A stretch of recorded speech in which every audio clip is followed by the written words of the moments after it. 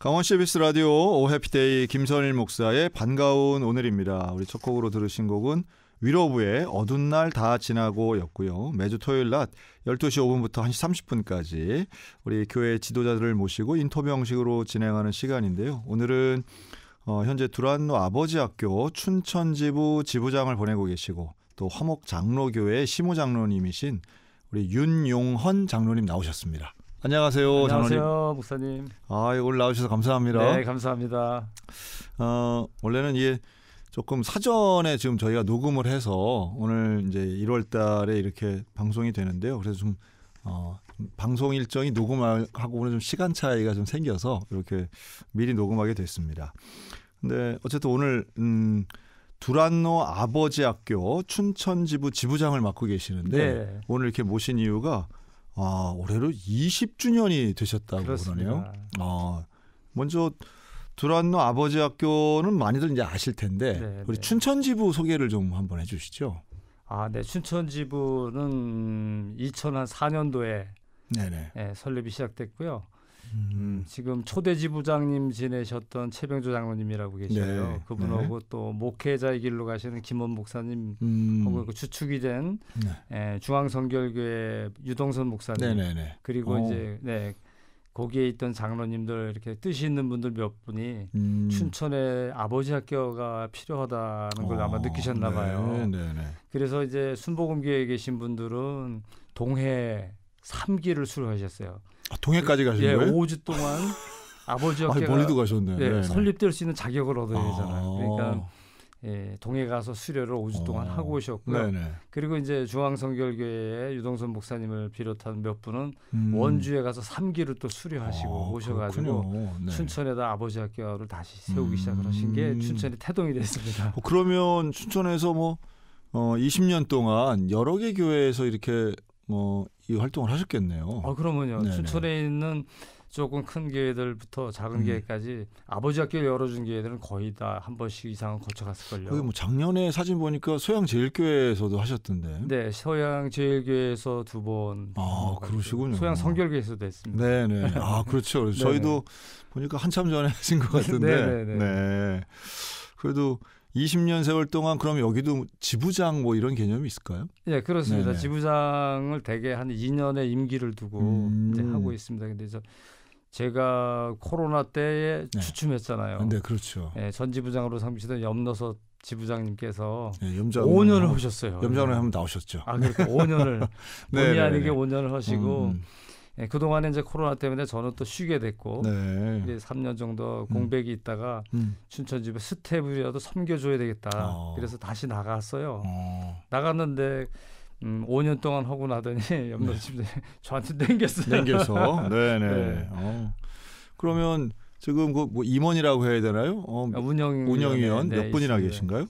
네. 운영위원회가 각 분야별로 한 서너 개에서 이렇게 해서 분과별로 두고 있어요. 홍보팀 해가지고 다 자기가 맡은 찬양팀도 있고요. 다 있습니다. 그럼 대부분 장로님이신가요? 아닙니다. 아니시고. 달란트 가지고 계신 분들, 집사님들도 계시고요. 이렇게 해서 연합해서 하는 거니까 아주 그냥 자연스럽게 잘하고 있죠. 오늘 장로님 딱 보니까 아버지 학교를 상징하는 그 스트라이프 니트를 입고 나오셨어요. 네. 그 옷을 뭐라고 명칭이 있을까요? 명칭은 없습니다. 네네. 없는데 저는 저보다 더하신 분도 있습니다. 제가 현장에서 봤는데요. 일상생활에 이걸 입고 하시는 분을 제가 만났어요. 매일마다? 네. 그래서 어떻게 아버지 학교 옷을 입고 다니십니까? 그 형제분 하신 말씀이 자기가 갖고 있는 그 모든 자세가 흐트러질까 봐 아버지 학교에서 배웠던 것을 잊어버리고 또 잘못된 길로 갈까 봐 아주 다 잡느라고 입는다 그러더라고요.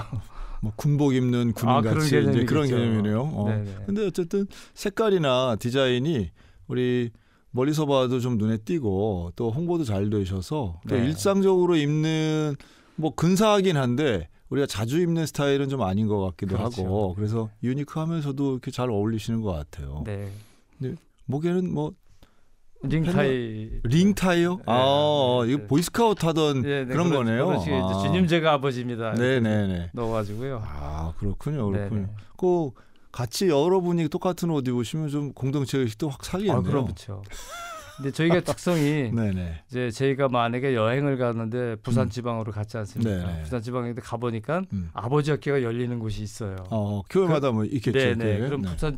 부산 지부에 가서 이 옷을 딱 입고 나타나면 아주 반가워합니다. 네, 어느 지부든가 똑같이. 뭐 어디서 사는 데가 따로 있나요? 뭐. 이거는 이제 두란나버제가 본부에서 판매합니다. 수료를 꼭 하셔야 됩니다. 그렇군요. 네. 일종의 굿즈 같은 느낌이네요. 네, 수료를 하시면 자동적으로 하나씩 주어집니다. 하나씩만 주시면 매일 못 입잖아요, 이거. 이제 그리고 수료는 계절에 긴 팔이냐 짧은 팔이냐는 계절에 따라 다르고요. 짧은 팔도 있고요. 네, 만약에 하나를 더 구매를 원하시면 그건 본인 부담으로 또 내셔야 돼요. 그렇게 돼요. 네. 알겠습니다.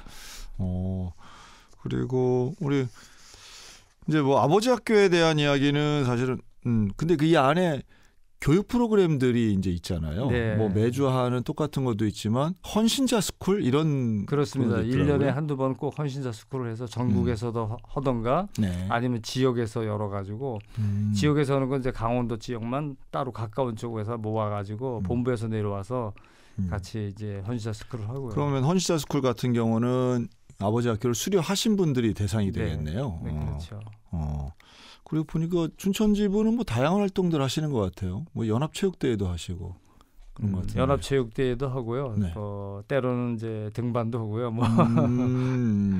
그렇군요. 그러니까 이제 교육 수료해서 끝나는 게 아니라, 그 뭐 몇 개씩 이렇게 다시 모여가지고 뭐 다양한 활동도 그렇죠. 하시나 동아리 보죠? 활동식으로도 하는 데가 있습니다. 네네. 조별로 모임할 때인데 그런 데도 있고요. 그렇군요. 네. 요즘은 뭐 그 연령대가 어떻게 되세요? 그렇게 아버지 학교 참여하시는 분들이? 아버지 학교도 20년이라는 세월이 흐르면서요. 네. 그때 수료하신 분들 중에 아마 최고령자로 지금 남으신 분이 94세? 94세 되시죠. 94세요? 네. 네. 이동훈 형제님이라고요. 94세. 아주 저희한테는 일기를 하셨어도 74세 하셨다는 얘기래요? 그분은 6기로 하셨어요. 이야, 그래요? 네. 우리 생각에는 아버지 학교는 왠지 자녀가 어리고 이런 분들이 좀 많이 하시지 않을까? 최소한 뭐 청소년 뭐 자녀를 둔 근데 그렇지가 않는 모양이네요. 그때 처음 할 때는 연령대가 높으신 분들이 거의 많이 하셨고요. 교회 내에서도 뭐 장로님으로 계신 분들 이런 분들이 많이 하셨는데 이제 그분들이 20년이잖아요, 목사님. 그러면은 벌써 90이라는 얘기가 나오잖아요. 근데 저는 상당히 의미가 있는 게 왜냐하면 아들이든 딸이든 대할 때에 사실 진짜 어려운 건 성인 자녀를 대하는 부모의 자세인 것 같아요. 저도 많이 바뀌었습니다. 그러시군요. 처음에는 저희 아내를 소개할 때도 뭐 집사람입니다. 뭐 집사람. 이렇게 그렇죠. 애엄마입니다. 그런데 지금은 어디 가서 소개엄마, 사랑하는 제 아내입니다. 그렇죠. 그리고 이제 아이들에게도 다 성장했지만 사랑하는 아들이고 사랑하는 딸이다고 꼭 붙여주고 그리고 이제 아들도 지금 이제 가정을 이루고 있지 않습니까? 그렇죠. 저 같은 경우에 또 아버지가 될 수도 있는. 그러면 만나면 꼭 허깅을 합니다. 허깅 지금도 서울 사는데 내려오면은 만나면 허깅하고 잘 왔다 사랑한다 그리고 지금도 해주면은 근데 중요한 것은 그것을 보는 눈이 있다는 거더라고요. 있죠, 손자들이 할아버지 아버지하고 허깅하는 걸 바라보고 있더라고요. 그래서 그런 것들이 자연적으로 그 가정을 이루는데 큰 구심점이 되지 않을까. 그럼요. 맞습니다. 정말 그 아버지의 역할이라는 게 사실은 다른 게 아니라 스킨십도 하고. 그렇죠. 사랑한다고 말도 하고. 그게 그런 면에서는 우리가 유교 문화권이라는 게 좀 약점인 것 같아요. 네, 그렇죠. 이 기독교적 가치관과 유교 가치관이 좀 충돌하는 좀 여러 지점들이 있는데 그 중에 하나가 아버지의 그 권위에 대한 오해? 뭐 이렇게 좀 볼 수 있을 것 같아요. 그리고 이제 저 같은 경우에도 유교 집안이고 그렇죠. 뭐 불교 집안이고 막 그랬었잖아요. 그러니까 그런 아버지로부터 물려받은 게 본의 아니게 그런 보고 자라가지고 그런 권위의식도 있었고 그런데 지금은 그런 게 많이 빠져나가고 있죠. 그렇죠. 제가 어떤 분 장로님이 이제 그런 얘기를 하시던데 아주 그 유교 집안에서 자란 분이신데 이분이 뭐라 그러냐면 본인이 교육받은 거는 자기 부모님 앞에서 자기 자식 그러니까 할아버지 앞에서 손자를 막 사랑하고 이런 아버지가 되어서 안 된다고 배웠다는 거예요. 무슨 말인지 아시죠? 네네네. 그리고 그런 게 어딨냐 그랬더니 아니라는 거예요. 그러니까 부모님이 더 높고 훨씬 중요하기 때문에 자식은 하찮고 부모는 존귀하고 그래서 손자 손녀를 내리사랑은 가능한데 이게 내가 중간에 껴가지고 내 아버지의 손자를 막 내가 사랑하는 모습은 안 보여줘야 된다는 거예요. 옛날에 그랬죠. 그렇죠. 그렇죠. 그러니까 이상하잖아요.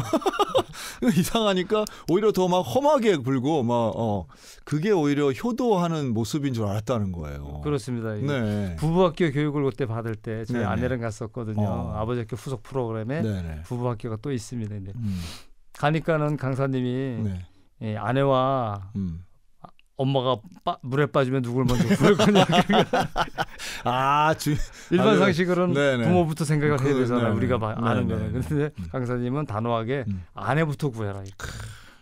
뭐 이제 듣는 시어머니들 상처 이제 받는 거예요. 그렇죠. 그러니까 이제 그렇죠. 부부가 먼저죠. 성경적 가치관은 부부가 제일 먼저잖아요. 아담과 하와가 부부였잖아요. 그렇죠. 그러니까 이런 거 배우면 좀 놀라시더라고요. 그거 좀 막 부담스러워도 하시고 어떻게 어머니하고. 근데 요즘의 부부들은 요즘 30대, 40대들은 생각이 좀 많이 좀 다르죠. 생각이 좀 많이 달라졌어요. 네네. 그래서 오히려 부부 위주의 그런 생각들 많이 하고 오히려 좀 더 어떻게 보면 좀 너무 이기적으로 이제 부모를 좀 멀리한다 하는 생각 들 정도까지 시대적으로 변하는 것 같아요. 네네네. 그러나 동일하게 부모로서의 역할은 또 좀 힘들어하는 게 사실인 것 같아요.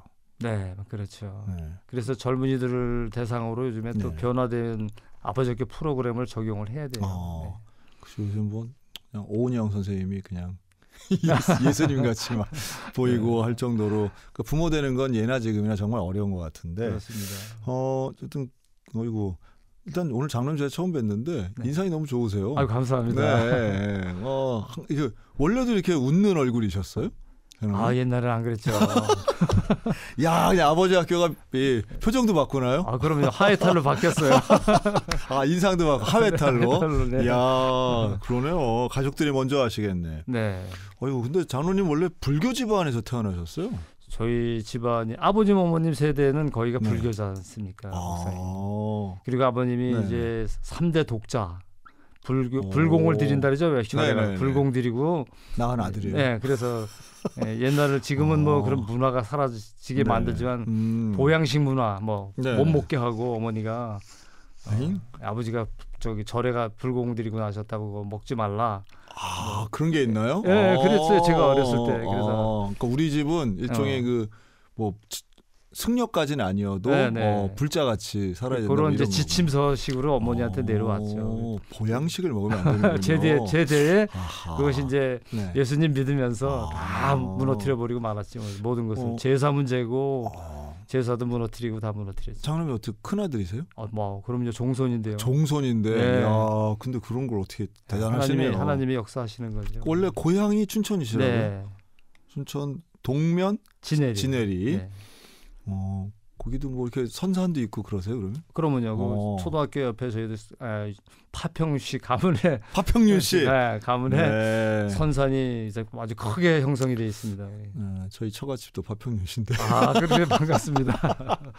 네, 저 결혼하고 윤씨들 많이 만났습니다. 그러면 윤씨들은 어쩜 그렇게들 그냥 똘똘 뭉쳐 사는지 하여튼 윤씨들 좋죠. 네. 그런데 그럼 예수님을 어떻게 믿게 되셨어요, 장로님? 저희 아내 서울서 제가 대우중공업에 입사를 해서 젊었을 때는 서울에 있었습니다. 그렇군요. 대기업에서 25년 동안 서울 생활하고요. 그렇군요. 서울에 새빵살이를 갔죠. 처음에는 옛날에는 다 그렇잖아요. 네네네. 그래서 이제 월세 살고 있을 때에 저희가 들어간 집주인이 송악대교에 다니시는 권사님이셨어요. 그분이 이제 저희 아내를 전도를 하셨는데요. 저는 술 무지 먹고 다닐 때고. 그렇죠. 대우맨들은 뭐 술 대우맨이 아니더라도 젊었을 때는 엄청 먹었어요. 그렇죠. 네네. 그 아들하고 딸 둘이 자녀가 있는데 아이들 얼굴을 못 보고 놀아주지 못하는 거예요. 그래서 여보 나 아줌마가 교회 가자고 그러는데 가도 될까 이렇게 이제 저한테 물어본 거예요. 네. 저는 제사 문제가 저한테 있고, 예, 그러니까 아버지한테 걸리면 큰일 날 것 같고, 그러니까는 언뜻 대답을 못 하고 있다가 네. 이 얕은 꾀에 이거 아이들 내가 양육을 잘 못하니까 술 먹고 그러면 교회를 보내면 얘네들이 나쁜 길로 빠지는 길은 좀 없겠구나.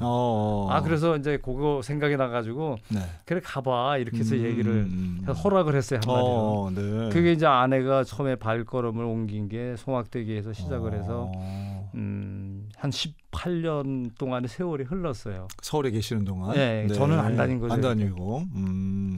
그러니까 불신자 두 분이 만나셔가지고 결혼해서 애도 낳고 그냥 네네. 부모로 살다가. 그렇죠. 처갓집도 불신자예요 다. 그렇군요. 네. 저는 대단하시네. 그래갖고 초대 신앙인데, 야, 네, 아내가 이제 18년 동안 저를 위해서 기도를 하기 시작을 한 거죠 어쨌든. 그리고서 아버님이 연로하셔서 이제 네네. 서울로 올려 모셨다가 적응이 안 돼서 그런 고향으로 도로 내려가자 그래서 한 2년 만에 바로 고향 땅 그 자리에다가 다시 집을 제가 건축을 했어요. 생가터에 새 집을 짓고 얼른 내려 모셨어요 아버지를. 그러면 뭐 그때 퇴직을 하신 거예요?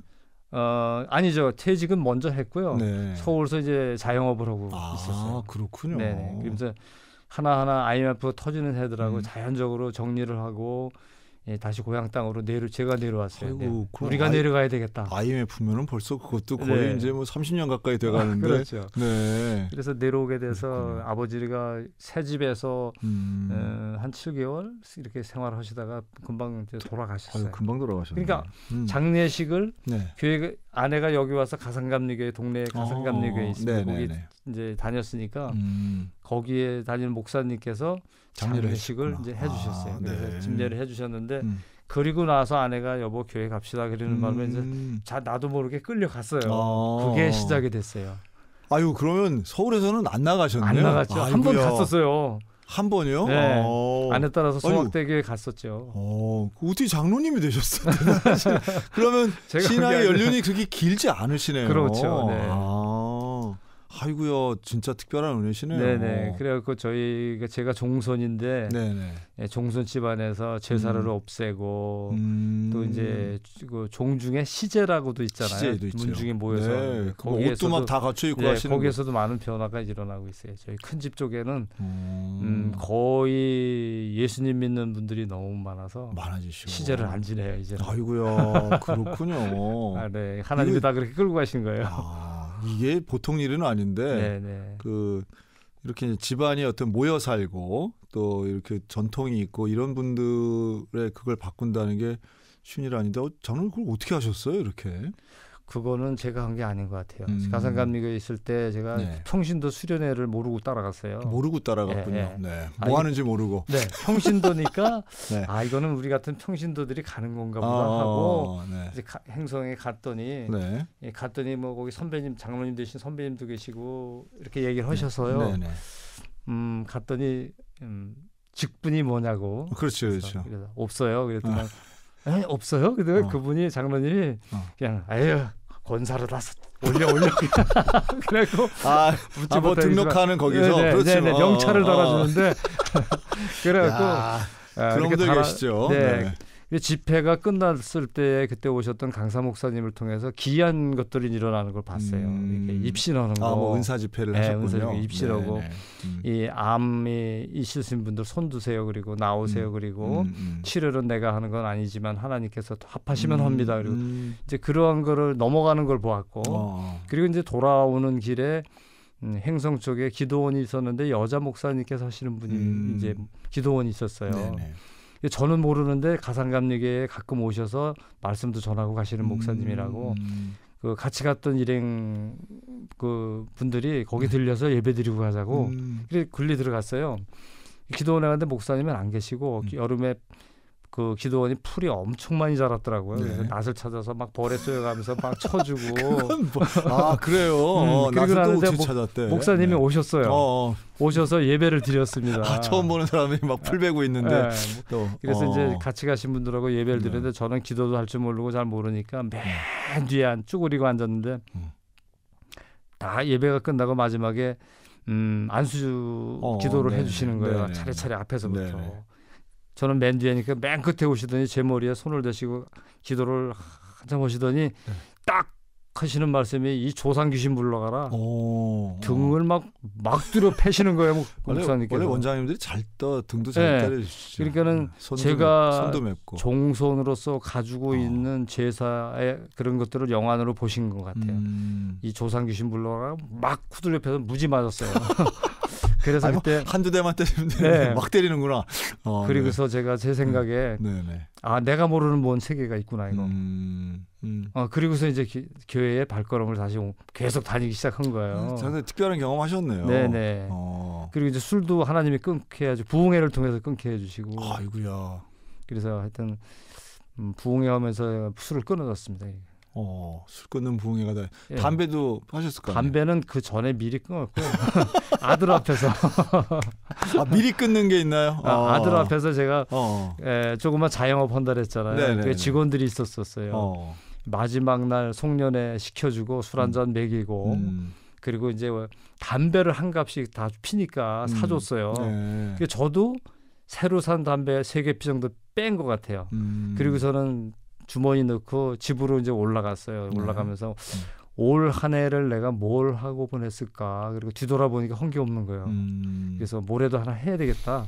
그리고 올라간 게 아들, 딸 이렇게 아내랑 같이 모여서 마지막 날 이렇게 뭐 조그만 케이크 하나 놓고 하면서 이 아들 앞에서 가위 가져와라. 그래서 보는 앞에서 잘라버리고 말았어요. 그리고서 이제 담배를 끊기 시작했죠. 그때 그 아들 몇 살이었어요? 그냥 중학교 1학년. 그럼 한 40대였겠네요, 장로님이. 그 장로님 의지력이 대단히 있으시네요. 자기 통제력 이런 게. 지나고 보면 다 하나님이 하셨지 저는 한 게 없는 것 같아요. 그래서 에베소서 5장 18절 말씀 때문에 술은 끊었고. 그래요. 귀하네 정말. 직분은 없었지만 저를 무지 사랑하시는 거예요. 그리고 뭔가 권사님이 기도 많이 하셨겠네요. 그런 과정에서 했죠. 정말 쌓여있는 지금도 기도. 자랑합니다. 18년 기도했다고. 그렇군요. 그렇게 해서 이제 은사 체험도 하시고 그리고 그럼 이제 꾸준하게 이제 주일 출석하시면서 춘천에 와서는 어떤 일을 하셨어요? 그러면? 처음에는 이제 춘천에 왔더니 아내가 가면 또 먹고 사는 게 있을 거야. 그리고 왔는데 저희 처남이 춘천에 먼저 왔어요. 처남이 와서 태계동에서 세차장을 운영을 하다가 몸이 약하니까 너무 힘들다고 8개월 남았어요. 매형 이제 임대 기간이. 그러니까 이거 8개월 남았는데 기장 내려놓고 뭐니까 와서 해보실래요? 그래갖고 두 부부가 세차장을 시작을 했어요. 근데 너무 힘들어요. 힘들죠. 그래서 이거는 길이 아닌 것 같다. 그러니까 아내가 너무 힘드니까 하나님한테 또 넋두리 했어요. 하나님 너무 힘들어요. 딴 거 어떻게 하게 해주세요. 그래서 이제 시작을 한 게 제가 가지고 있는 대우중공업에서 배웠던 중장비 운전을 하잖아요. 중공업이니까. 그렇죠. 그래서 지게차 임대 사업을 시작한 게 지금까지 하고 있어요. 근데 그게 너무 좋은 거예요. 지금은 나이가 이제 먹었지 않습니까? 이렇게 이 나이에 그 직업을 가지고 있다는 것 자체가 너무 이제는 좋은 거예요. 하나님이 정말 귀한 거 주신 거예요. 땀 흘려 일할 수 있고 누구한테 사기 안 치고 제가 힘껏 일해서 벌을 수 있다는 게 너무 감사한 거예요. 그 과거의 경험도 살리시고 그럼요, 또 지역사회에서도 필요한 일들을 그렇게 하시네요. 너무 좋습니다. 역시 가면 뭐 있을 거야 했던 권사님 말씀이 그대로 맞았네요. 그리고 이제 집에서 자투리 시간에 또 가지고 있는 논농사, 밭농사 뭐 계속 짓고 있고요, 같이. 땅도 있어요. 재밌습니다. 논농사, 밭농사. 재밌습니다, 정말. 그러면 자녀들은 이제 다 성장했을 거 아니에요? 그러면 자녀들과의 관계는 어떠셨어요, 장로님은? 처음에는 가부장적이죠, 뭐. 배운 게 그렇게 배웠으니까. 그러니까 아이들이 너무 미안한 거예요, 아이들한테는. 왜냐하면 젊었을 때 지금처럼 이렇게 아기자기 살아가는 모습을 못 보여주고 거울이 된 아버지가 맨날 아내한테 화내고 막 술 먹고 땡깡 놓고 그런 모습만 보여줘갖고. 그런데 지금 아이들이 너무 아주 정말 제가 그 얕은 생각을 했던 것만큼 이상의 하나님이 이끌어 주셔서 너무 잘 자랐어요. 그러니까 정말 그 자녀들이 볼 때 최고의 부모는 화목한 부부라고 생각이 그러면요. 드는데. 그게 최고죠. 그렇죠? 네. 저는 가장 좋은 그 부모로서 줄 수 있는 교육은 결국 내 배우자를 사랑하고 존중하고 아껴주는 모습을 보여주는 것. 네. 근데 이제 그런 걸 보여주지 못하고 또 있는데 못 보여주는 경우들도 있더라고요. 네. 뭐 멀리 살아가지고 뭐 어릴 때부터 조기 유학 보내고 이러면서 어떤 그런 사랑하는 모습을 잘 못 보여주는 경우도 있는데 지금 만약에 성인이 된 자녀들도 전 똑같다고 보는데 네. 그 성인 된 자녀가 장로님 부부를 보면서 우리 엄마 아빠 정말 행복하게 사시는 모습 때문에 우리도 좋아 이렇게 얘기하던가요? 얘기는 하는데 알고 있어요. 알고 있고. 네. 왜냐하면 저희가 아버지 학교를 수료하면서 바로 이제 아내를 부부 학교가 열릴 때 같이 갔어요. 아주 가기 싫어갖고 그냥 뭐 지만 갔다 오면 돼 집에 나까지 끌고 가냐고 정말 입이 심리는 나와서 억지로 달래서 부부 학교 갔거든요. 근데 첫 시간에 아주 그냥 녹았어요. 첫 시간에 갔더니 강사님이 하시는 말씀이 이제 원가족에 대해서 다뤘어요. 그래서 원가족. 그런데 듣고 이렇게 강의를 들어보니까 저희 집 가정과 처갓집 본인 가정이 너무 반대인 거예요. 저희 집은 아버님이 온순하시고 저희는 아버님 입을 통해서 욕 같은 거 그런 쌍소리를 들어본 적이 없어요. 가부장적이지만 점잖은 집이었어요. 그러면요. 그렇네요. 최고의 점잖으셨어요. 그래 모르고 컸어요 저희는. 근데 다른 집도 다 그런 줄 알고. 처갓집은 가니까 처남들이 우리 5명이고요. 저희 아내가 중간에 꼈어요. 여자 혼자 중간에 꼈는데. 오남일요? 네, 살아남으려고. 얼마나 싸웠겠어요. 그렇지. 그러니까 난폭한 거예요, 언어가. 근데 본인이 아이쿠야 그걸 깨달은 거예요. 아이쿠야. 나의 남편이 날 만나서 거친 여자를 만나서 너무 힘들었구나. 그거를 그때 깨달았어요. 예, 저도 처갓집에 대한 거를 그때 털어놓으면서 얘기를 해갖고 그때 알았어요. 이 여자는 정말 힘들게 커왔구나. 그래서 서로가 서로를 보듬어주고 이해해주고 그러다 보니까 이제 화목이 시작이 됐고요. 그런 얘기를 한 50 넘어서 하신 거네요. 네. 그 다음부터 이제 서로가 사랑합니다 고백하고 안아주고 이러면서 이제 하다 보니까 자녀들이 보고 배우고요. 그러다 보니까 저희 가정이 아들이 결혼하기 전에 예비 부부 학교를 마치고 결혼을 했고요. 그리고 또 자녀를 키우다 보니까 아버지 학교를 또 언젠가 갔더라고요. 아들도 저희한테 편지가 왔어요.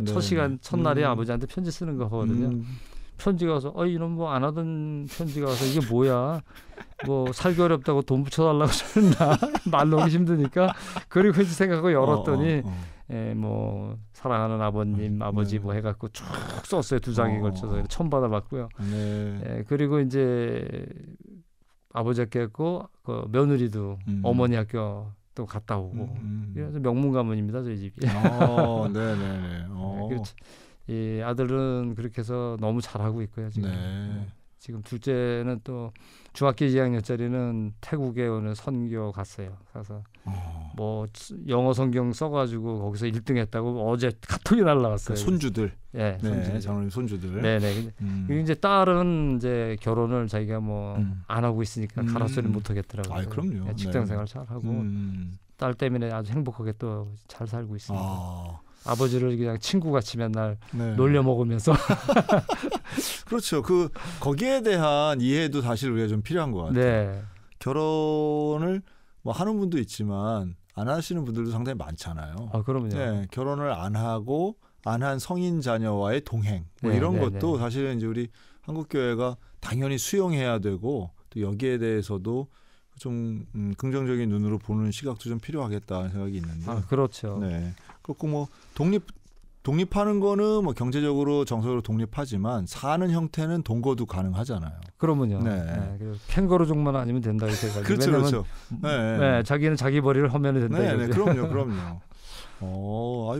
하여튼 장로님의 인생 속에 아버지 학교가 정말 깊숙이 들어와 있으시네요. 저는 대박 났습니다. 그럼 처음엔 어떻게 아버지 학교를 장로님 만나셨어요? 아버지 학교 그거 계획이 서울에서 자영업할 때 후배가 한 10년 밑에 된 후배가 학교는 후배는 아니고 사회적인 후배인데요. 같은 동종에서 이렇게 회사 다니던 친구가 있었어요. 죄송합니다.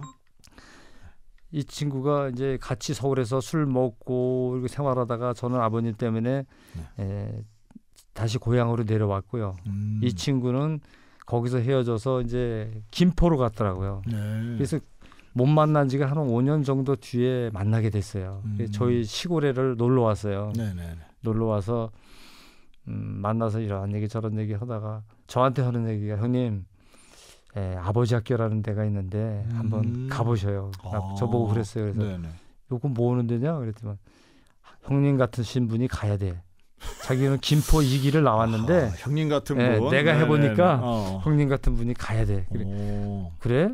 그럼 뭐 아우가 가려면 가야지 뭐. 그래서 기다렸어요. 그래서 춘천에 아버지 학교가 그때 1기가 순복음 춘천교회에서 했어요. 했는데 그때 가려고 신청을 하려고 그랬는데 그때 누구를 모시고 가려고 그랬냐면은 저희 매형을 모시고 가려고 이제 매형은 완전히 그냥 불교 신자시고 그래서 그분 전도하려고 제 동생하고 저하고 그다음에 매형하고 셋이 가려고 등록까지 다 했어요.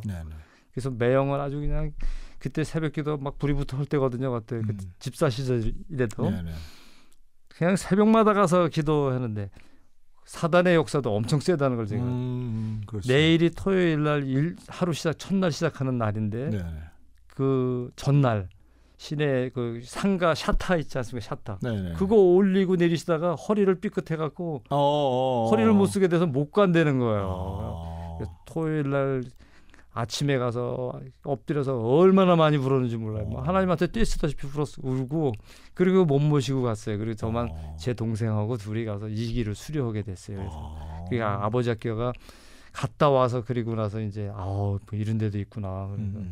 생각을 바꾸게 되고 아버지 학교 운동은 3대 운동이라잖아요. 성령운동, 연합운동, 교파가 없이 모이는 연합운동. 그리고 이제 삶의 실천운동 이렇게 삶의 실천으로 들어가는 거죠. 그래 변화가 시작된 거죠. 그 장로님의 변화는 그러면 결국 이제 말 그대로 이제 가정을 대하는 태도, 사람을 대하는 태도가 이제 달라진 것 같은데 꼭 그런 게 어떤 강의를 통해서 아니면 마치면서 아니면 강의 중에 뭐 급격하게 변화되던가요? 강의 속에서 이렇게 나오는 것도 있죠. 그리고 이제 저도 그 다음에 3년 뒤에 강사가 돼서 이제 뭐 이렇게 전국으로 교도소로 군부대로 학교로 해외로 막 이렇게 다니면서 뭐 그 안에 들은 것도 너무나 많아요. 장로님 태도가 이렇게 뭘 하나 하시면 되게 적극적이시네요. 그리고 달란트가 있어요. 그러시군요. 제가 청년 때는 아나운서 한번 했으면 좋겠다 이 소리를 생각도 많이 했었어요. 그러니까 이게 아버지 학교를 수료한다고 다 강사가 되지는 않으실 것 같은데. 저희 때부터 이제 시험을 봤어요. 본부에서. 그러세요. 저희 동기들이 되게 만나면 우리는 떳떳한 공채 일기야. 그러면서 강사들. 저희 때부터 시험 제도가 시작이 됐어요. 시험도 봐요? 네, 아버지 학교 시험 시강을 하죠. 뭐 필기는 없지만 시강을 해서 강의를 앞에 나와서 해보고 이제 그래서 시험관들이 이제 채점 매겨서 그래서 다시 그리고 나서 합격이 되면 또 교육을 받고 이렇게 해서 아버지 학교 강사로 쓰여지죠. 그럼 강의 제목들이 있어요? 아버지 학교 주제 강의는 대개 이제 5주잖아요. 이제 첫날은 아버지의 영향력, 둘째 날은 이제 아버지의 남성. 그래서 남자들이 이 남성된 어떤 문화 속에서 살아간다. 대개 9가지 문화를 얘기해요. 뭐 체면 문화, 일 문화 해갖고 술 문화, 음주 문화, 섹스 문화라든가 도박 문화, 중독 이렇게 해서 9가지 문화에 어디에 접촉이 되어서 많이 살아가고 있나. 사이버 문화, 요즘에 사이버가 중요하잖아요. 이런 것들을 돌아보게 만들고요. 그래서 이제 그 속에서 이제 회복 운동이 2주차 회복 운동. 나는 어떤 삶으로 바꿔야지만 이런 거를 버리고 새로운 삶으로 갈 수 있는 그런 회복 운동을 시작합니다. 첫째는 영향력, 첫 시간이 영향력이잖아요. 나의 아버지로부터 어떤 걸 물려받았나. 선한 영향력이 아버지한테 분명히 있고 아버지에게서 악한 영향력이 분명히 있는데 나는 아버지로부터 악한 건 버리고 선한 영향력은 내 자식들에게 물려줘야 되겠다. 그래갖고 이제 후반부 강의에서 또 이제 그거를 다시 다짐을 하게 되죠. 뭐 결석하기, 사랑하기, 인도하기, 파송하기까지 해서 자녀를 다뤄야 된다. 이제 세 번째는 남편의 사명. 아버지의 사명을 이렇게 네네. 나눠서 나는 아내를 어떻게 사랑을 해줘야지만 되나. 그래서 아내를 사랑하는 법을 가르치게 되고 그리고 이제 후반부 강에서는 자녀들에 대한 이야기, 자녀들에게 아버지는 어떤 존재여야 되나. 그래서 삶의 원천이요, 지표요, 자부심이요, 미래의 보장 이렇게 뭐 이런 식으로 해서 다 나눠가지고 이제 3주차가 이루어지고요. 4주차는 아버지의 영성. 근데 넌 크리스찬들이 들어올 때는 그건 빼고 4주 프로그램을 거의 다 하고요. 네네. 그리고 이제 교회에서 크리스찬들한테는 우리가 영성을 꼭 하죠. 그래서 아버지는 하나님이 어떠한 책임, 어떠한 권한을 부여를 했나, 뭐 말씀권, 훈육권, 그다음에 축복권 이런 것들을 가지고 내가 행할 수 있는 거 자녀들의 축복 기도를 해줘야 되고 매일같이 그래 여기선 미래에 어떻게 얘네들을 키워갈 수 있는 하나님께 맡기고 갈 수 있나 하는 것을 다루게 되고요. 그 마지막 5주는 수료식, 행복한 가정을 이루기 위해서는 어떻게 해야 되는지 마지막 강사님으로 하고 그리고 이제 아내를 초청하게 돼요. 네. 그날만큼 초청을 해서 아내의 발을 벗기고 세족식을 싹 그때 그렇게 많이 운다면서요? 많이 난리 났죠. 진작 좀 집에서 좀 시켜주지. 그걸 거기서. 근데 분위기가 또 다르잖아요. 네, 그렇죠. 네, 그날이 진짜 클라이막스. 네. 그러면 장로님 이렇게 이제 10년 넘게 20년 가까이 이렇게 하셨는데 그 강의를 들었던 수강생들 중에 기억나는 분들 많으실 것 같네요. 아, 이름은 생각이 안 나는데요. 청송교도소에 강의 갔을 때 기억이 남는 게 있어요. 네네. 교도소 강의를 배정을 받고 참 너무 힘들잖아요. 가정이 일단 깨져 있는 분들이 그렇죠. 어떤 이야기를 해줘야 되나. 그리고 그분들은 또 독방이고 우리가 얘기할 때는 청송하면은 또 조금 이렇게 억압이 위협 뭐랄까요, 그 좀 중범죄자들이 많죠. 그러니까 네네. 그런 쪽으로 가니까 어떻게 돼야 될지 정말 너무 힘들었어요. 그래 막 2달 전에 배정받고서 막 기도하면서 저기 먼저 하시는 선배 목사님들 목사님 용기를 주세요. 이거 교도소 강의는 어떻게 했어요? 막 이러고 그렇게 해서 교도소를 들어갔는데 연합운동이라 그랬잖아요. 네네. 그래서 충청도 막 이런 데서 진행하시는 형제님이 충청도에서 왔어요. 막 전국에서 모여드니까요. 그래서 중간에서 만나가지고 가는데 그 형제님이 차가 그 청송에서 이렇게 옆으로 새더라고요. 근데 어디 갔다 왔나 보니까는 이제 꽃집에 들려서 꽃을 사갖고 왔어요. 네. 그래갖고 그 수감자들에게 조를 나눠서 막 5-6명씩 앉아서 하는데 테이블에다 안개꽃하고 예쁘게 해서 이렇게 탁 놔주는 거예요, 하나씩. 그래서 강의를 하고 있는데 젊은 친구의 이름이 생각이 안 나요. 네. 젊은 친구가 아주 그냥 눈이 뚫어지게 강의를 듣는 거예요. 그래서 사랑하기에 대해서 얘기를 하는데 여러분 사랑이라는 어떻게 생각하시냐. 여러 가지로 얘기를 할 수가 있는데 부모님으로부터는 사랑부터 시작을 해서 또 친구로부터 친구끼리의 사랑도 있고 연인끼리의 사랑도 있고 이런 여러 가지 사랑이 있는데 여러분 책상에 놓여있는 오늘 테이블에 놓여있는 그 안개꽃 여러분 남자지만 꽃 한 송이가 거기 와 있음으로 해서 얼마나 분위기가 달라지고 예쁘지 않냐고 그랬더니만 그렇게 얘기를 하면서 이 꽃은 진행자를 섬기는 우리 김동수 형제님께서 여기 오시다가 일부러 들려서 여러분들을 위해서 이걸 자비로 사비로 해서 이걸 여러분 앞에 이렇게 선물로 놓았다고 박수 한번 쳐주실래요? 박수 한번 탁. 그러면서 이제 사랑에 대한 얘기를 했어요. 하다 보니까 그 젊은 친구가 다 듣고 이제 강의가 끝나면은 조별 나눔하고 전체 나눔이라 그래서 한 분 한 분 다는 못하지만 몇 분을 뽑아서 단상에 세워서 진행자하고 이렇게 대담을 해요. 네. 뭐 강의 내용을 가지고 형제님은 어떻게 삶을 살아오셨는지 뭐 이렇게 자꾸 이제 물어보고 질문하고 그러는데 그 형제님이 와서 얘기하는 게 자기는 자기 누나가 있는데 누나가 나를 사랑하는 거를 사랑을 하는 줄 알았는데 사랑한 거를 생각도 없이 무관심 속에 살았습니다. 그런데 오늘 강의를 듣고 보니까 누나가 나를 엄청 사랑한다는 걸 이제 알았다. 그러면서 여기서 출소를 하게 되면은 누나가 다니는 교회를 꼭 따라가고 그리고 누나하고 같이 아주 사랑하면서 그런 한번 삶을 살아보겠다고 다짐을 하는 걸 들었어요. 그래서 너무 감사한 거예요. 그렇지. 네. 아, 그럴 때는 너무나 감사하고 야 하나님이 나 같은 사람도 쓰는구나. 근데 하여튼 장로님 강의 들으면 좀 편안할 것 같아요. 저도 지금 장로님이 일단 준비된 전문성 있는 강의도 좋지만 인상도 좋으셔서 또 이렇게 말씀하실 때에 그 어떤 거부감이나 부담감 없이 집중할 수 있을 것 같아요. 하나님이 달란트 주신 것 같아요. 저는 뭐 제가 그건 가진 게 없는데 강의 가서 대전도 이제 교도소에 갔었을 때예요. 그래서 거기에 이제 섬기시는 분들이 목사님들도 많이 와서 섬기시고 그러는데 대전 교도소를 끝나고 이제 저희도 그것도 나오잖아요. 교도소 안에서 나오는데 대전에 계시는 목사님 한 분이 제 옆에 다가오시더니 강사님 장로님이신가요? 그래서 네 그렇습니다. 목사님 그랬더만 저는 대전에 있는 이성군 목사입니다. 장로님 강의 오늘 정말 잘 들었습니다. 너무 아주 멋있었습니다.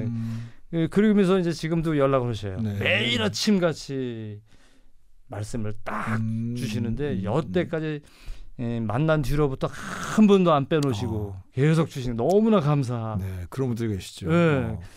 그리고 이제 여주 교도소도 또 그런 일이 있었어요. 여주 교도소 담당하시는 분이 강의를 끝내고 나니까 그 전반부 강의가 끝나고 후반부 강의 하는 동안에 나눔을 하거든요. 그럼 강사가 또 쉬게 되거든요. 근데 전반부 강의를 끝내고 뒤에 와서 이렇게 있는데 그분이 다가오시는 거예요. 나오셨더니 강사님 부탁이 있습니다.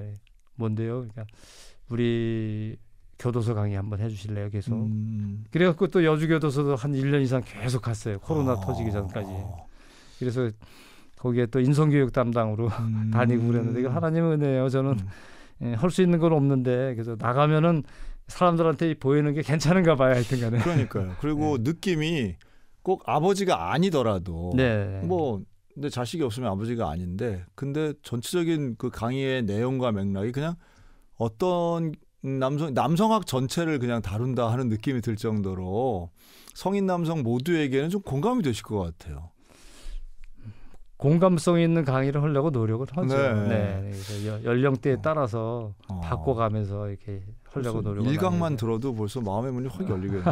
감사합니다. 다 이게 누군가의 아들이었을 텐데 아들이 그러니까 내 아버지를 생각할 때에 아들들이 갖는 공통적인 그런 요소들이 있는데 아마 그런 거를 잘 이렇게 만져주시겠다 하는 생각이 드네요. 또 청소년 감동 캠프라는 게 있어요. 프로그램 중에서 학교에서 이제 부모님과 자녀와의 그 프로그램을 가지고 하는데 춘천에서 이제 있었던 일이에요. 그래서 저는 이제 강의가 아니었었지만 자녀와 아버지가 강의를 따로 들어요. 이제 부모 강의하는 강사가 따로 있고 자녀들 하는 강사가 따로 있어 같은 시간에 하고 다시 모이게 되거든요. 그리고서 편지 쓰는 시간을 줘요. 그 자리에서. 그런데 그 어떤 아이가 편지 쓰는 걸 이렇게 돌아가면서 이렇게 곁눈질하면서 보니까는 편지를 못 쓰고 있는 거예요. 마지막에 편지 쓴 거를 내놓는데 충격 먹었어요, 저희들은. 아버지에게 쓰는 편지인데 개자 하나 쓰고 옆으로 쭉 가더니 새자 하나 쓰고 나머지는 표현 안 해도 세자 딱 써놨어요. 그래서 충격 먹었어요. 근데 그 아버지가 편지 쓴 것도 뭐 내용은 지금 생각은 안 나는데 그리고 같이 점심을 먹게 됐어요. 자녀들끼리 자녀 아버지의 그 부자가 그렇게 시간인데 조금 있다가 보니까 막 큰 소리가 확 나는데 그쪽 그 테이블에 거기 막 이야 뭐 하면서 뒤에 얘기를 못 하겠어요. 근데 그런데 나중에 보니까 나와서 이제 발표하는 중에 뭐 이제 가출을 하고 아들이 가출을 몇 번 하고 막 이런 걸 이제 아버지가 이제 내놓는 거예요. 내놓는데 또 아들 이야기는 아버지가 폭력적인 게 있으니까 나가는 거고. 그런 것들이 나중에는 그래도 미안하다는 소리를 아버지가 하면서 조금 이렇게 치유가 되는 것 같았는데 그런 가슴 아픈 일들이.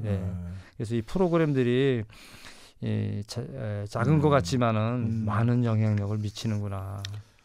오늘 두란노 아버지 학교 춘천 지부장이신 우리 윤영원 장로님과 함께 말씀 나누고 있는데요.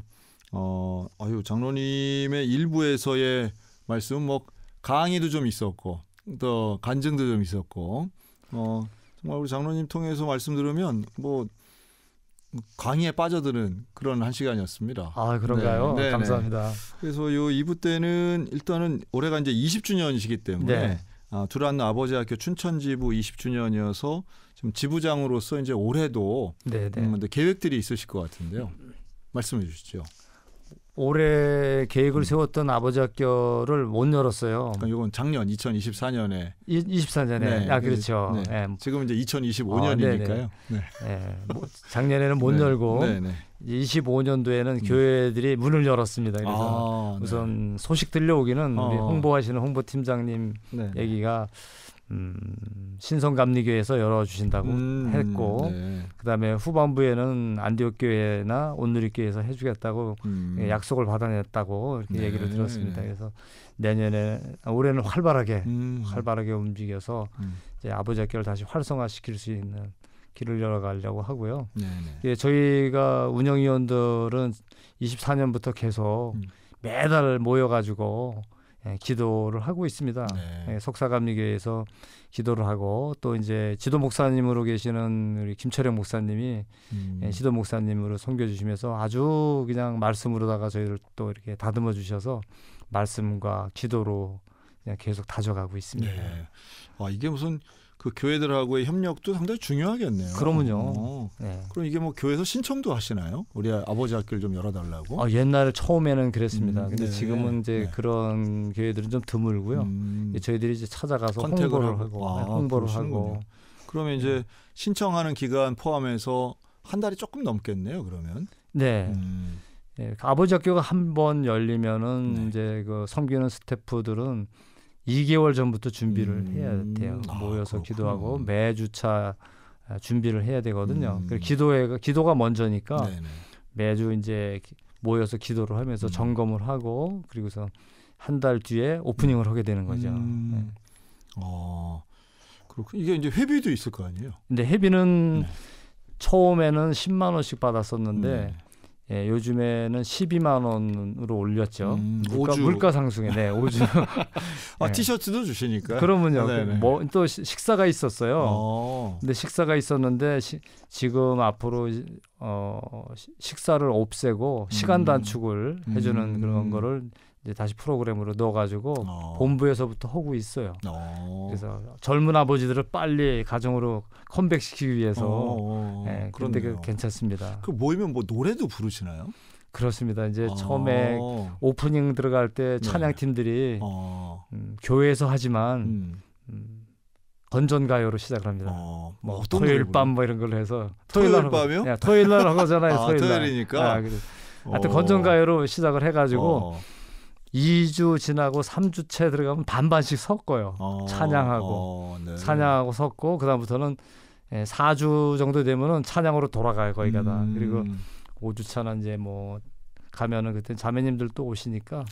근데 이게 어색할 것 같은데 처음 딱 만나가지고 그 테이블마다 뭐 한 대여섯 명씩 이렇게 이제 앉으셨는데 나이대도 다양하고 다 남자분들끼리 처음 그렇습니다. 보는 남자분들끼리 뭐 어떻게 해서 처음에 시작을 하세요? 그냥 이름표 붙여서 이제 앉아가지고서는 뭐 하시나요? 처음에 이제 조별 테이블이라 해서 조별로 이렇게 배정이 되잖아요. 배정이 되면 거기 섬기는 형제님들이 스태프가 조장이라 해서 있습니다. 그래서 자기의 그 배정된 조원들을 이제 섬기는 거죠. 그래서 오시면은 명찰도 달아지고 인사하고 서먹서먹하지 않게 커피도 한 잔 드리고 막 파트별로 나눠져 있으니까.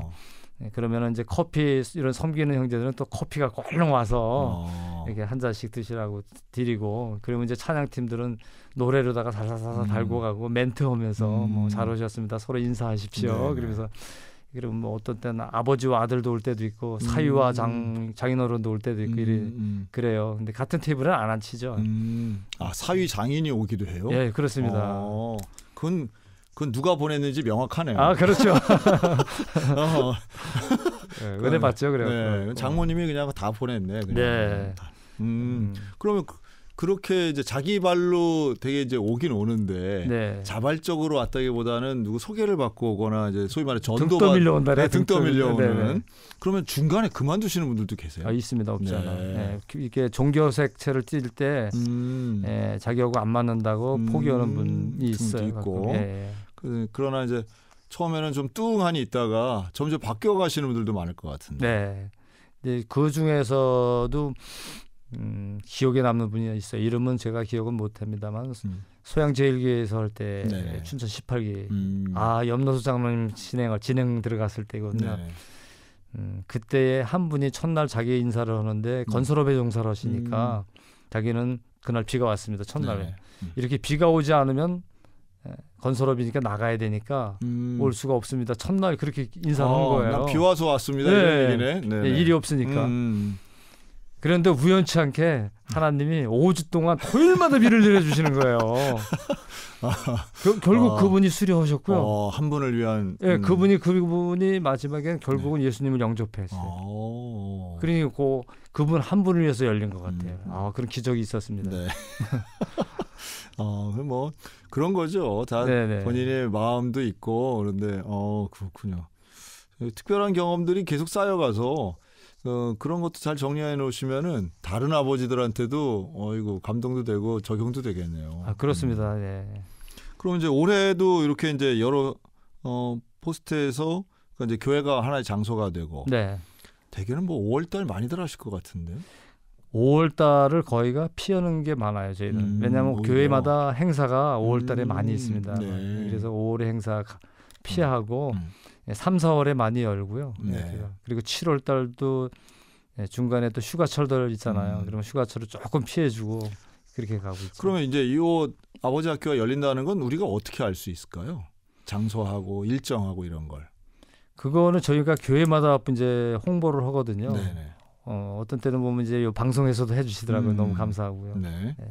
그런 식으로 홍보를 하죠. 개개마다 이제 스태프들이 거기 다 있으니까 교회들마다 찾아가서 하고요.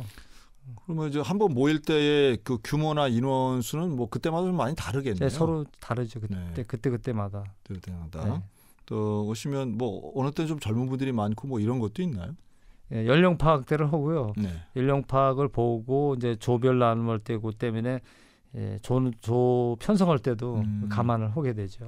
그럼 혹시 지금까지 하시면서 총각이 온 적도 있나요? 결혼하실 분. 결혼할 사람이. 결혼하실 분들. 미리 우리 장인어른이 갔다 오라 해서 왔다 그리고 왔어요. 그렇군요.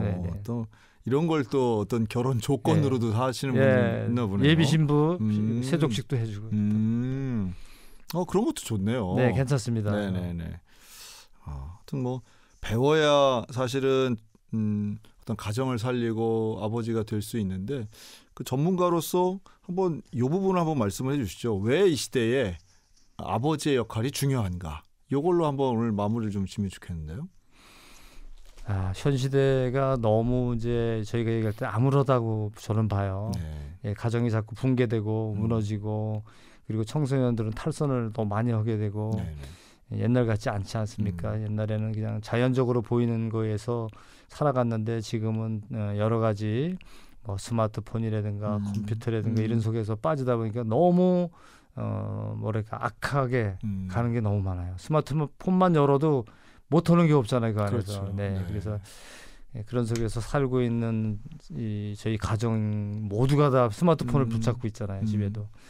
이런 것들을 보았을 때 이러한 프로그램들이 활성화되어서 가정에 꼭 정착이 되고 그래서 가정이 건강하게 서지 아니하면은 교회도 무너진다고 봐요.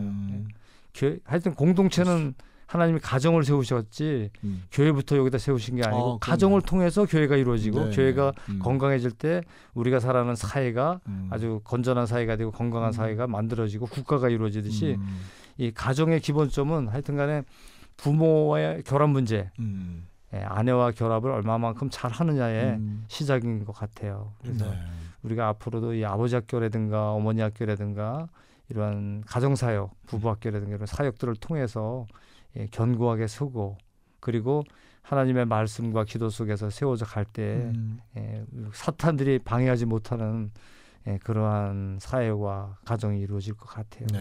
아주 중요하다고 봐요. 아주 뭐 담론이 개인의 행복이 아닌 공동체의 맞습니다. 선과 행복을 위해서 이게 필수적이다. 이게 좀 들리네요. 그러면요. 저희 동네 시골이지만 그래도 남들한테 저 집은 교회 다니는 집, 예수 믿는 집이래. 근데 이러한 소리를 손가락질로 들지 않냐고 칭찬으로 들리는 그러한 집안을 만들고 싶어요. 그래서 지금도 그렇게 살아가고요. 하여튼 부족하지만은 예수님 얼굴에 먹칠 안 하려고 노력을 많이 했는데. 그 우리 전 보니까 이제 왜 옷도 비슷하게 입으시지만 이렇게 한동안 같은 교육 받으신 분들끼리는 뭐 서로 부르는 뭐 호칭이 있을까요? 두란노 아버지 학교. 그렇습니다. 네, 멤버십들끼리 뭐라고 부르는 게 있나요? 장로, 목사, 네. 뭐 권사, 집사 다 없어요. 네. 모이면 목사님한테도 형제님, 형제님, 네. 그리고 자매님 이렇게 호칭을 다 바꿔버리고요. 그래서 끝나면은 목사님 뭐 이렇게 하더라도 그 안에서 모이면은 안에서 활동할 때는 모두가 다 형제님, 자매님으로 통일을 하게 됩니다. 그럼 다른 지부들도 되게 토요일 날 하시나요? 거의 토요일 날 많이 합니다. 그 다른 지부도 다른 지역의 지부장들도 이렇게 모이는 모임이 있어요? 지부장 모임은 전국에서 대개 1년에 한두 번 하고요. 그리고 필요하면은 강원도 지역은 또 따로 이렇게 모임방 카톡도 있고 모임방이 있어 서로 전달받고. 그럼 강원도에 뭐 원주도 있고 강릉도 있고 그런가요? 원주, 강릉, 속초, 태백. 태백도 있나요? 네. 남부지부라고 그래요. 그렇군요. 연평정에서 영월, 평창, 정선 모아가지고 연평정. 네. CBS보다 큰 조직 같네. CBS보다. 그렇게. 그만큼 사람들이 가정에 대한 문제만큼은 보편적이고 다들 생각이 당연히 생각이 있을 수밖에 없는 분야이기 때문에 이렇게 단시간 내에 전국적인 반향이 있구나 하는 생각이 드네요. 이제 안타까운 거는 또 같이 사역하다가 소천하신 형제님들 몇 분 있어요. 아주 너무 안타깝고 같이 열심히 하다가 한 분 기억에 남는 분 하나 있는데 동면 행정복지센터에 다니셨던 분이에요. 제가 교회차를 몰고 나가는데 서 계시길래 어디 가세요 기자님? 타세요. 그랬더니 교회차니까요. 탔어요. 어디 가니까 자기는 차가 없어서 퇴근하는 거라고. 일찍인가 뭐 당직 쓰시고 그래서 얘기를 하다가 아버지 학교라는 게 있는데 한번 하실래요? 그랬더니 보냈더니 그런 게 있어요? 한번 해보죠. 이렇게 나왔어요. 그래서 월요일 날 상황도 되게 잘하시네요. 네, 그런 게 원서를 하나 가지고 갔어요. 그래서 가가지고 계장님 어제 약속하신 거 이거 썼어요. 이제 그래서 쓰고서 수료를 하셨어요. 수료를 하셨는데 그 아내분은 전도사님이시더라고 교회에. 아이고. 근데 이제 그분은 수료하시고 나더니 스태프로 열심히 섬기시더니 교회에 딱 다니시는 거예요. 아내분이 되게 좋아하시는 거예요. 남편이 변했다고. 그리고 나서 이제 또 기쁜 소식은 술을 끊었어요. 술을 끊고 이제는 교회 열심히 다니겠다고 선언하고 동부교회에서 할 때 조장 팀장으로 섬겨주겠다고 그래서 팀장 미팅을 했어요. 미팅을 하고 그날 저녁에 뇌출혈로 쓰러지셨어요. 그리고서 소천하셨는데 그 아내분이 그 몇 년 뒤에 춘천아버지학교 송년회 밤 할 때 오셨어요. 오셔가지고 자기는 여태 삶을 최고의 행복한 날이 아버지학교 수료한 뒤에가 내 삶의 최고의 행복한 삶이었다고 고백하셔요. 지금도 눈물이 나. 아이고야 말씀하시다 또 우시네. 그분 생각하니까. 그러니 너무 그 말씀을 하시더라고요. 네, 맞아요. 그 형제님 생각이 났어요. 아내가 그렇게 아주 행복해하시던 모습이 감사한데 그 행복이 조금만 더 길었으면 하는 바람은 지금도 있으시겠네요. 그러면요. 마찬가지입니다. 지금도 우리 사실 행복이 멀리 있는 게 아니고 바로 가까이 있는 배우자 아끼고 서로 사랑한다 고백하고 이런 것이 가장 귀한 행복인데 그런 거를 다시 한번 되찾을 수 있도록 또 같이 있는 걸 찾을 수 있도록 도와주시는 우리 두란노 아버지 학교 춘천지부를 저도 계속 응원하겠습니다. 감사합니다. 목사님. 기도 많이 해주십시오. 네, 두란노 아버지 학교 춘천지부 지부장이신 우리 윤영원 장로님과는 인사 나누도록 하겠습니다. 장로님 나와주셔서 감사합니다. 네, 감사합니다 목사님. 감사합니다 목사님. 감사합니다 목사님.